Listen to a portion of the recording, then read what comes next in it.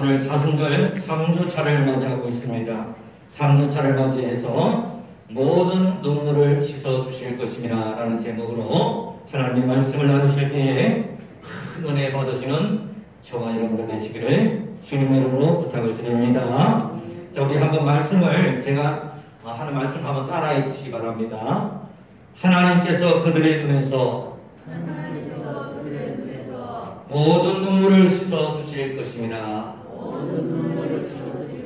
아멘. 예, 말씀은 내가 내 입에서 선포해야 능력이 돼요. 그래서 제가 4월 부활절 이후부터는 이 선포, 말씀을 선포하는 훈련을 우리 교인들과 함께 함을 통하여서 이 코로나 이 시기를 정말 말씀의 선포와 믿음으로 이어가는 그런 목회 계획을 지금 하고 있습니다. 그래서 이 사순절 기간 동안에 그런 영적인 토대를 우리가 좀 더 갖출 수 있는 그런 시간이 되어졌으면 좋겠습니다. 자, 여러분, 눈물이라고 하는 것은 사람의 모든 감정들이 속에서 녹고 녹아서 외부로 흘러내리는 투명한 액체가 눈물이라 하는 것입니다. 그래서 그 눈물에는 분노도 있고요, 슬픔도 있고, 아픔도 있고, 기쁨도 있고, 여러 가지 모든 의미들의 감정들이 내 마음속 깊은 곳에서 녹고 또 녹아서 투명한 액체가 되어서 흘러내리는 것이 눈물이라 하는 것이죠. 자, 그래서 어떤 사람은 슬픔의 눈물을 흘리기도 하고, 어떤 사람은 외로움의 눈물을 흘리기도 하고, 어떤 사람은 너무 분해서 분노의 눈물을 흘리기도 하고, 그런가 하면 어떤 사람은 너무 기뻐서 기쁨의 눈물을 흘리기도 하고요. 무엇보다 이런 많은 눈물들이 있지만 저는 누군가 나를 알아주고 누군가 나를 인정해 줄 때 그때 흘리는 그 눈물이 정말 눈물 중에 눈물의 재앙이 아닌가 하는 그런 생각을 해봅니다. 오늘 본문 말씀에 보면 우리가 함께 낭송을 했지만 하나님께서 오늘 이 모든 눈물을 다 씻어주시겠다고 우리에게 말씀하고 계십니다. 하나님께서는 우리가 이 모든 눈물을 다 흘려주시고 우리가 흘리는 그 모든 눈물을 다 씻어주신다고 하시는데, 그러면 어떤 사람이 하나님 앞에 가서 이 모든 눈물을 다 씻는 은혜와 축복을 받게 될까요? 오늘 이러한 은혜와 축복을 받는 사람이 어떤 사람인 것을 우리가 알아보고 하나님 앞에서 모든 눈물을 다 씻기는 큰 은혜와 축복 받으시기를 주님의 이름으로 축복을 드립니다. 첫 번째, 여러분, 하나님께서는 나의 눈물을 당신의 병에 담아주시는 하나님이십니다. 하나님께서는 우리의 아픔과 슬픔을 우리 머리털 헤아리듯이 세시고 계시는 하나님이시에요. 시편에 보게 되면 다윗이라고 하는 사람이 평생을 사울왕을 피해서 도망가면 유리하는 그런 삶을 살았어요. 그래서 그 다윗이 들었던 그 말이죠. 다윗은 주옥 같은 시를 씁니다. 나의 눈물을 주의 병에 담으소서. 이것이 주의 책에 기록되지 아니하였나이까. 나의 눈물을 주의 병에 담으소서. 여러분, 이것이 시편에 나오는 그 말씀인데 시편 56편 8절 말씀이에요. 세상에 이 말처럼 아름다운 말이 어디 있을까 싶어요. 하나님께서는 우리가 흘리는 그 모든 눈물을 계수하고 계시죠. 첫 번째. 여러분, 우리가 흘리는 눈물들이 얼마나 많습니까? 근데 하나님께서는 내가 흘리는 그 모든 눈물을 하나하나 세시고 계시다. 정말 우리가 남 몰래 흘리는 눈물, 자식이 모를 때 흘리는 눈물, 배우자가 몰래 흘리는 그 눈물, 혼자서 골방에 갇혀서 흘리는 눈물, 얼마나 많은 눈물들이 우리가 흘리고 있습니다. 근데 아무도 모르는 눈물을 우리 주님께서는 다 세시고 계십니다. 아무도 모르는 그 아픔조차 하나님께 우리 머리털 세시듯이 다 아시고 계시는 분이 우리 하나님이시라고 하는 거죠. 그뿐만 아니라 하나님께서 이 눈물을 당신의 병에 담으시고 계시다. 사랑 여러분, 우리가 이 세상을 살아가면서 사람이기 때문에 너무나 많은 아픔과 눈물 가운데 살아갑니다. 그런데 그 모든 눈물의 의미를 다 하나하나 일일이 세시고 그 눈물을 당신의 병에 담아주시는 하나님, 그 하나님이 저와 여러분들의 사랑 많으신 아버지이신 줄 믿으시기를 주님의 이름으로 부탁을 드립니다. 그래서 사랑하는 여러분들이요, 또 이어서 말하죠. 시편 56중 8절 말씀해 보면 이것이 주의 책에 기록되지 아니하였나이까 이렇게 말씀하고 있어요. 이 말씀은 무슨 말입니까? 하나님의 생명책에 기록되어지듯이 내 눈물을 기록하여 주시다. 참 얼마나 여러분 은혜로운 말씀이신지요. 내 눈물을 하나하나 알아주시고 계수하여 주신 것도 너무너무 감사합니다. 그 눈물을 당신의 병에 담아주신 것도 너무너무 감사한데 하나님께서는 당신의 그 책에, 생명책에 우리 눈물을 기록하여 주시겠다고 말씀하고 계신 것입니다. 사랑하는 여러분들이요, 그러므로 우리가 흘리는 이 눈물은 보통 눈물이 아닌 거예요. 내가 흘리는 눈물은 보통 눈물이 아니라 주님의 병에 저장되는 눈물이라는 거예요. 내 눈물은 여러분 그저 헛되이 사라지는 그런 눈물이 아니라 하나님의 생명책에 기록되는 눈물인 줄로 믿으시기를 주님으로 축복을 드립니다. 그러므로 여러분 할 수만 있다면 많이 우십시오. 많이 울고 눈물 흘리십시오. 그러면 우리가 흘린 그 눈물을 하나님께서는 일일이 계수하여 주셔서 당신의 병에 담으시고 당신의 생명책 명부에 그 눈물을 기록해 주시는 분이 우리 하나님 아버지이신 거예요. 제가 아는 목사님이 계십니다. 그 목사님은 재혼을 했어요. 근데 재혼을 왜 했는가 하면 먼저 가셨어요. 사모님께서. 그래서 40대의 젊은 나이에 재혼을 했는데 목회자가 재혼을 하니까 주변에서 말들이 얼마나 많겠습니까? 저 사모님은 둘째 마누라래요. 이런 성도들의 따가운 시선들, 이런 것들을 참고 견디면서 이 목사님이 정말 목회에 있어서 많이 성공을 했어요. 근데 이 목사님에게 제가 물어봤어요. 제가 이제 나이가 같아요. 40대 때 그 얘기에서 나눴으니까 목사님 어떻게 해서 이렇게 목회에서 이렇게 성공했습니까? 제가 물어봤더니 이 목사님 대답이 그거더라고요. 저는 그냥 제 부인하고 많이 울었어요. 그만하시더라고요. 많이 울었다는 게 비결이래요. 네. 하나님 앞에 한 부부가 여러분 손을 붙잡고 함께 많이 울었다는 거예요. 울었더니 하나님께서 그 목사님의 목회에 축복해 주셨더라는 거예요. 왜 그렇습니까?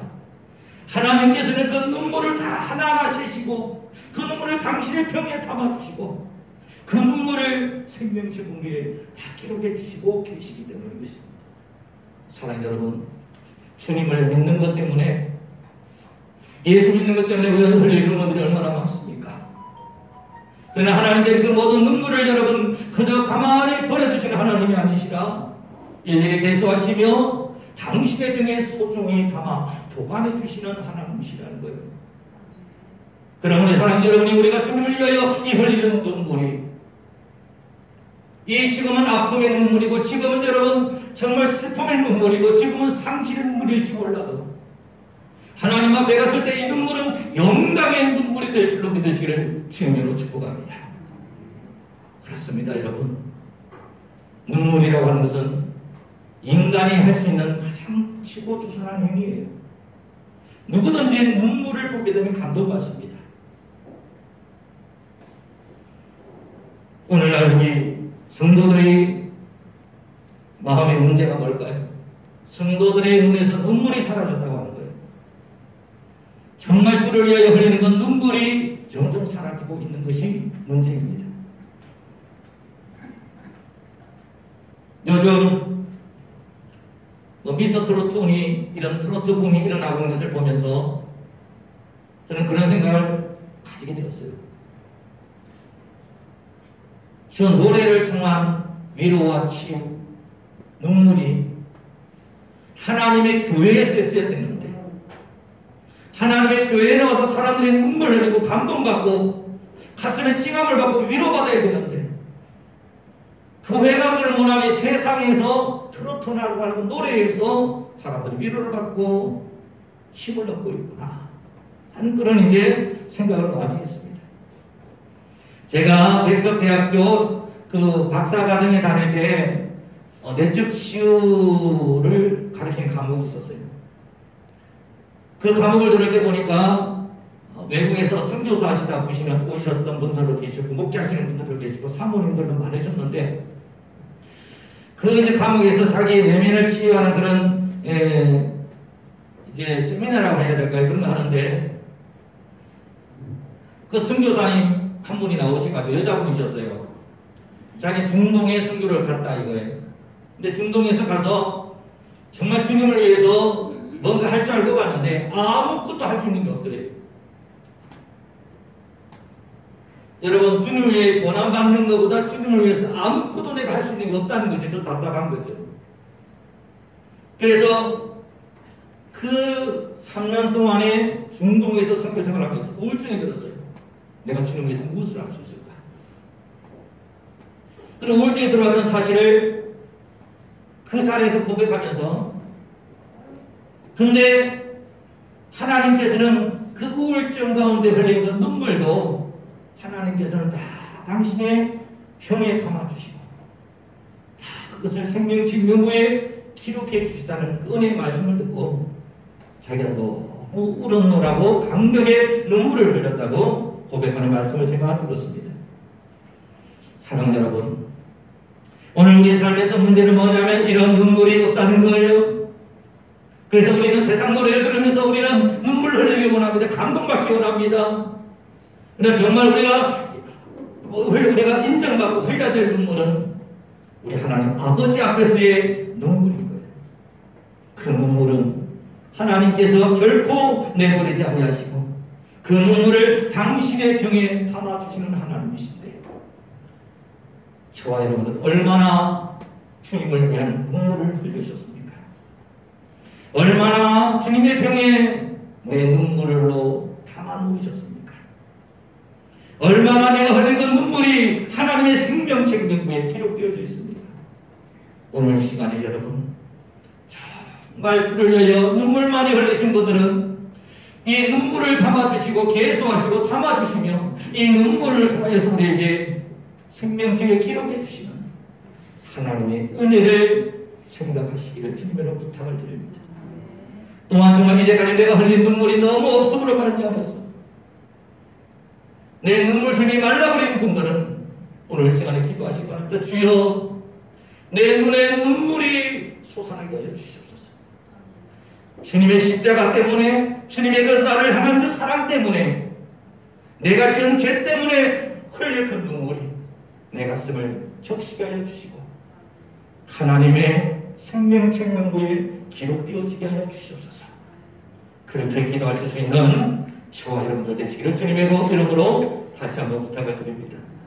제가 좋아하는 김난준 목사님 교회는 제가 몇 번 말씀드렸습니다. 해중석에 크리넥스 휴지가 있다. 아니, 해중석에 무슨 크리넥스 휴지를 놔둘까요? 코프로라고 놔둔 게 아니죠. 많은 사람들의 예배 중에, 설교 중에 많은 눈물을 흘리기 때문에 그 눈물을 닦으려고 크리넥스 휴지를 놔두다고 하는 거예요. 오늘 이 시대의 위기는 저는 그렇습니다. 예배를 못 드리는 게 위기가 아니에요. 찬양대를 설 수 없다는 게 위기가 아니에요. 우리 속에 참으로 주님을 때문에, 주님의 그 하나님의 놀라운 사랑 때문에 흘릴 눈물이 말랐다는 것이 여러분 가장 큰 문제인 거예요. 우리는 이 본질을 간과해서는 안 됩니다.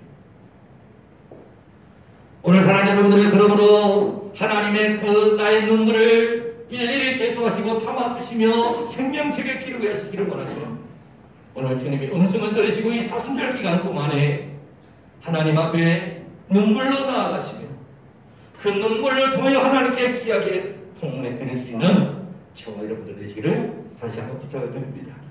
성경에 보면요, 눈물에 대한 얘기가 너무너무 많이 나와요. 제가 이 설교를 준비하면서 보니까 성경에 있는 그 눈물에 대한 주제가 설교를 많이 할 수 있겠더라고요. 보니까 히스기야의 눈물 아시죠? 히스기야 왕은요, 자신의 생명이 이제 얼마 남지 않았음을 깨닫고 하나님 앞에 벽을 바라보며 참회하며 기도했어요. 내 목숨을 연장시켜달라고 눈물을 흘리며 기도했어요. 그렇게 기도했을 때 하나님께서는 히스기야 왕의 수명을 15년이나 연장시켜주시는 은혜를 주시다고 합니다. 사랑하는 여러분, 눈물의 기도가 이처럼 이루어져 있는 것입니다. 하나님은 우리가 흘리는 눈물의 기도를 외면하지 아니하시고 이것을 일일이 계수하시며 이것을 당신의 병에 담으시는 하나님이시기 때문에, 그리고 그것을 꼼꼼하게 당신의 생명체가 기록해 주시는 하나님이시기 때문에 그 눈물의 기도는 반드시 응답받게 되는 거예요. 그런가 하면 여러분, 또 예수님의 다리에, 당신의 머리칼에 향유를 두고 예수님의 발을 씻어줬던 여인의 눈물을 우리가 기억하지 않습니까? 여러분, 그 여인이 어떤 삶을 살아왔는지 우리는 잘 알지 못합니다. 그러나 그가 일평생 모은 전 재산을 향유 300데나리온에 다 투자했어. 그것을 몽땅 예수님의 발에 붓고 자신의 머리로 그 예수님의 발을 씻은 그 여인이 정말 향유만 바쳤을까요? 300데나리온 그 향유가 귀한 게 아니에요. 저는 그 여인이 그 주님의 그 발을 씻으면서 흘렸을 그 눈물이 더 소중하지 않겠나 이거예요. 우리 하나님께서 300데나리온 우리 돈으로 여러분 몇 천만 원이 넘는 돈이지만 예수님께서 그 돈의 가치를 보시는 분이 아니라 그 여인이 정말 예수님 앞에서 흘렸던 그 눈물을 더 귀하게 보시는 하나님이십니다. 가룟 유다는 여러분 그걸 보고 뭘 실수했습니까? 저 돈을 팔아가지고 가난한 사람 나눠줘야지, 헛짓 안 하고 막 난리가 났지 않습니까? 하나님 이런 분이 아니시죠. 하나님은 모든 것을 논리로 따지고 이렇고 저렇고 따지는 분이 아니라 하나님 우리 마음의 중심을 보시는 분이세요. 내 마음의 눈물의 의미를 보시는 하나님이세요. 사랑하는 여러분, 우리 삶이 사람들 보기에 눈물의 삶일지라도 하나님은 그 눈물을 보시고 우리를 인정해 주시고 축복해 주시는 하나님이십니다. 그래서 우리 하나님 너무나 좋으신 하나님이신 거예요. 사람들은 300개는 돈을 받아봤잖아요. 그래서 예수님은 그 여인의 눈물의 의미를 보시고 복음이 전해지는 곳마다 이 여인의 그 헌신이 기록되어지리라. 다시 말씀을 드리면 우리 주님께서 그 여인의 그 눈물을 기억하시고 그것을 당신의 생명책에 기록해 주셨다고 하는 것입니다. 오늘도 주님 때문에 흘리시는 눈물 많이 흘리시는 여러분들, 사람 때문에 세상 때문에 많은 눈물을 흘리시고 계시죠. 그러나 그 눈물의 의미를 아시고 그 눈물을 당신의 병에 담으시는 우리 주님을 오늘 이 시간 다시 한번 기억하시고 더욱더 주님 앞에 눈물로 주님께 나아가실 수 있는 귀한 사순절 기간 되시기를 주님으로 부탁을 드립니다. 두 번째입니다. 두 번째, 하나님께서는 그러면 이런 눈물을 다 담아주시는데 이 담은 눈물을 생명책 명부에 다 기록하여 주시는데 이 생명책 명부에 기록된 눈물이 언제 어떤 사람에게서 보상받게 되느냐는 말이에요.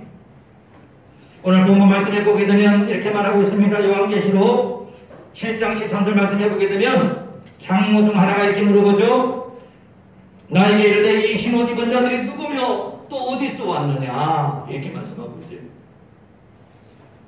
이게 오늘 본문에 나온 이 내용이 그 유명한 14만 4천 명 그 얘기입니다. 사실은. 근데 여기서 이 신천지가 자문했던 것은 뭐 숫자가 몇 명 어디서 무슨 지파에서 몇 명이라고 이게 중요한 게 아니거든요. 이 숫자 노름하는 건 조심해야 돼요. 여기서 중요한 것은 뭡니까? 이 흰옷 입은 자들이 누구며 어디서 왔느냐, 이 질문이에요. 다시 말씀을 드리면 여러분, 이 신옷 입은 자들만이 하나님의 나라에 들어갈 수가 있는데 이 신옷 입은 자들이 누구냐는 거예요.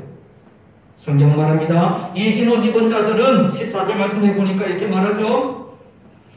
그가 나에게 이르되 14절 이는 큰 한남에서 나오는 자들인데 이렇게 말합니다.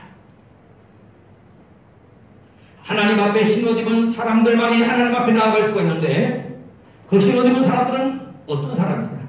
큰 한람 가운데서 나오는 사람들이라 이거예요.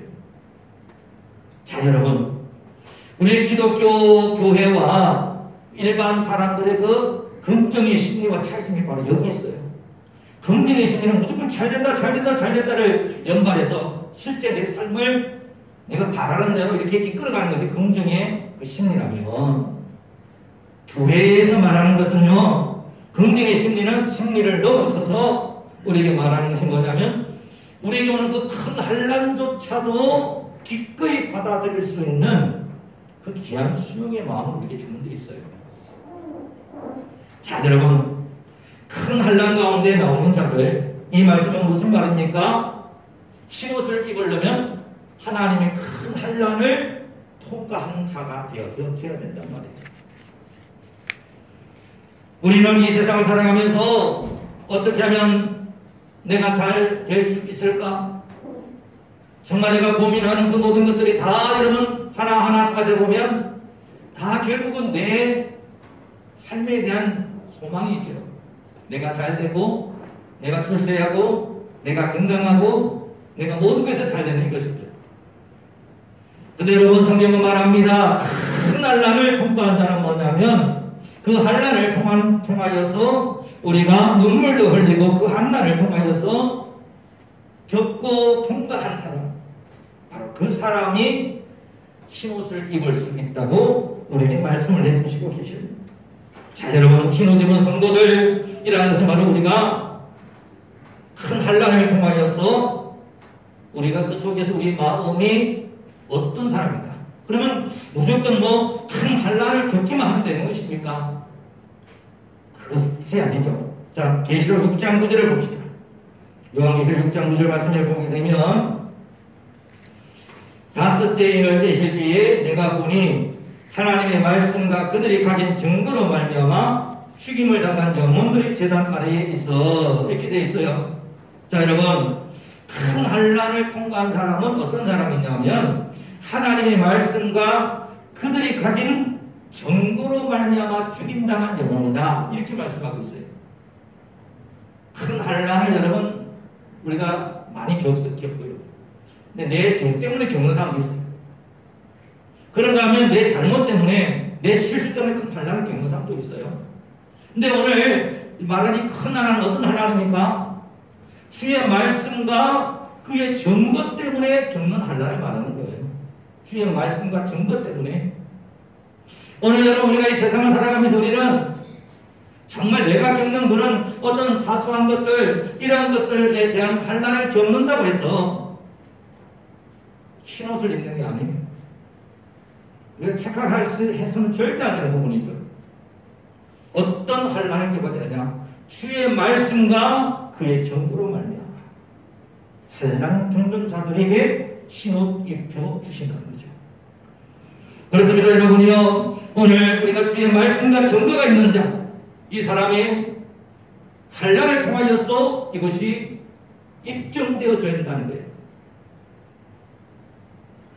오늘날 우리가 많은 사람들이 신앙생활을 강화하는 가운데서 한란을 경험하지 못한 믿음을 가지고 있어요. 한란이 중요한 건 아닙니다만 한란을 통하여서 우리가 우리 속에 말씀과 말씀의 증거가 있어야 됩니다. 제가 설교를 하면서, 목회를 하면서 느낀 게 있어요. 그게 뭐냐면, 목회를 하면서 정말 내 속에 말씀이 있다고 생각했는데, 정말 내 속에 은혜가 있다고 생각했는데, 한란 가운데 내가 처해 있었을 때, 그때의 그 말씀을 붙들고 그 말씀으로 말미암은 이김의 증거가 내게 있는가? 그게 없으면 완전 헛거더라고, 제가 보니까. 목회를 하면서 느낀 거예요. 그래서 제가 이 설교 패턴을 바꾼 것이 언제냐면 부목사 때만 해도 설교를 참 유리하게 했어요. 아주 그 유창하게 설교를 했습니다. 근데 어느 순간부터 알았어요. 중요한 것은 설교를 유리하게 잘하는 게 아니라 정말 설교자가 말씀을 통과하고 말씀을 통한 증거가 있는가. 이게 정말 중요하더라고요. 그래서 여러분 우리가 좋은 설교, 정말 우리가 유리한 설교를 많이 들어보지만 왜 우리 마음에 감동이 없고 왜 우리 마음이 변화되지 않느냐? 말씀의 증거가 없어서 말씀의 증거. 사랑하는 여러분들의 마음속도 마찬가지입니다. 정말 하나님 앞에는 흰옷 입은 자만 들어갈 수 있는데 그 흰옷 입은 자들은 말씀으로 인한 증거를 가진 사람, 하나님의 말씀 때문에 고난받은 사람, 주님의 증거를 가지고 있는 그 사람, 고난의 흔적을, 십자가의 흔적을 가지고 있는 그 사람, 그 사람이 환난을 통과하여서, 큰 환난을 통과하여서 하나님 앞에 흰옷 입은 자가 되는 줄 믿습니다. 그렇습니다. 사랑하는 여러분. 그래서 오늘날 이 기독교가 2000년을 긴 세월 동안 이 기독교가 살아올 수 있었던 것은 뭐냐면 기독교가 큰 환난을 두려워하지 않아요. 그 환난이 왔을 때 그 환난을 통하여서 오히려 내 믿음의 증거를 내보이리라. 오히려 내가 말씀의 증거를 내보이리라. 그렇게 다짐하는 것이 우리 기독교 종교였기 때문에 그 모든 환난을 이길 수 있는 그런 가운데 있었다고 하는 것입니다. 사랑하는 여러분들이요. 우리 이제 이 사순절 기한으로 기도합시다. 주여, 주의 말씀의 증거를 보게 하여 주시옵소서. 내 삶에 그저 들리는 그 말씀, 아름다운 말씀, 그것이 나를 살리는 것이 아니라, 그것이 나를 천국 데려가는 것이 아니라, 고난 가운데, 아픔 가운데서도 그 말씀을 증거를 가진 사람, 그 말씀의 증거를 가진 자가 하늘나라 앞에 올라가서 주님의 위로와 그 눈물을 닦아주는 은혜 가운데 가게 될 줄 믿으시기를 주님의 이름으로 축복을 드립니다. 두 번째 여러분, 말씀에 증거가 있는 사람이 바로 큰 환난에서 나온 자들인데요. 자, 성경 구절을 한 번만 더 찾아봅시다. 계시록 22장 14절 말씀입니다. 계시록 22장 14절, 요한계시록 22장 14절 제가 읽어드릴게요. 자기 두루마기를 빠는 자들은 복이 있으니 이는 그들이 생명나무에 나아가며 문들을 통하여 성에 들어갈 건세를 받으려 함이로다. 아멘. 자, 이 말씀해 보니까요, 자기 두루마기를 빠는 자들이라고 되어 있어요. 자, 하나님으로부터 흰옷을 받았습니다. 흰 두루마리, 흰옷을 받았는데, 여러분, 우리가 이 흰옷을 받아서 우리가 해야 될 일은 뭐냐면, 자기 두루마기를 빠는 거예요. 이게 중요합니다, 여러분. 이 헬라어 문법을 보게 되면, 이 빤다고 하는 것을 보면, 지금 빨고 있는 것을 다, 또는 과거에 빨았다, 이게 아니에요. 옛날부터 시작해서 지금까지, 현재 진행으로 계속 내가 빠는 자들, 이 빠는 자들 말이에요. 즉, 여러분, 우리가 이 두루마기 옷을 받고 하나님 앞에 나아가는 자들은 매일매일 말씀의 증거를 가지고 내 삶에 내 흰옷을 계속해서 빠는 자들이라는 거예요. 이런 자가 하나님 앞에 올라가서 위로받을 수 있다고 말씀하고 있는 것입니다. 이런 자가, 이러면 또 계시록 말씀에 보면 이런 자가 이긴 자가 되게 하리라. 성경 그렇게 말하고 있어요. 이긴 자가 되게 하리라. 계시록은요 참 중요합니다. 중요한데 이단들이 워낙 많이 써먹어가지고 일반 정통의 목사들이 잘 안 건드리죠. 근데 여러분이 계시록에서 정말 중요한 부분은 뭐냐면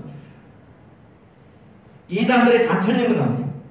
8개는 맞으면 2개가 틀린 거예요. 끝이 틀린. 이단 말 그대로 끝이 다르다는 뜻이거든요. 중간에 다 맞는 게 많아요. 자, 그래서 여러분들이 오늘 우리 두루마기를 빠는 자들 했고, 우리는 우리 주님 앞에 흰옷을 입으려면 어떻게 돼요? 우리가 그 흰옷을 큰 환난과 말씀의 증거를 가지고 큰 환난을 통과해야 되고, 그리고 또 매일매일 우리 삶 속에서 예수 그리스도의 십자가 보혈의 피로 그 두루마기를 빠는 자들. 다시 말씀드리면 매일매일 자신을 돌아보며 성찰하는 자들, 그리고 그 말씀의 능력 가운데 매일매일 자백하는 자들. 지난주 설교 말씀드렸잖아요. 자백하는 자예요. 자백하는 자예요. 하나님 그 모든 것을 깨끗하게 하여 주신다고 말씀하신 것입니다. 그러면 여러분이요, 하나님께서 내게 말씀하신 것, 흰옷 입은 자가 되어서 그 흰옷을 매일매일 빠심으로 말미암아서 하나님 앞에서 그 모든 은혜와 눈물을 씻어주시는 큰 은혜 가운데 가시기를 주님의 이름으로 다시 한번 부탁을 드립니다. 마지막입니다. 자, 성경 말씀 다시 보겠습니다. 본문 말씀으로 다시 들어갔어요. 17장. 다시 우리가 말씀을 보게 되면, 자, 17장이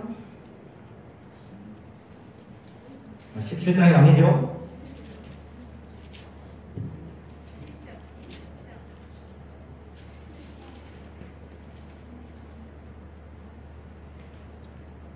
자, 우리 오늘 본문 말씀해 보면 7장이죠, 7장. 예. 자, 7장 말씀해 보게 되면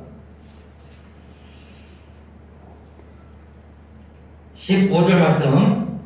그러므로 그들이 하나님의 보좌 앞에 있고 또 그의 성전에서 밤낮 하나님을 섬기며 보좌에 앉으시니가 그들 위에 장막을 치시리니.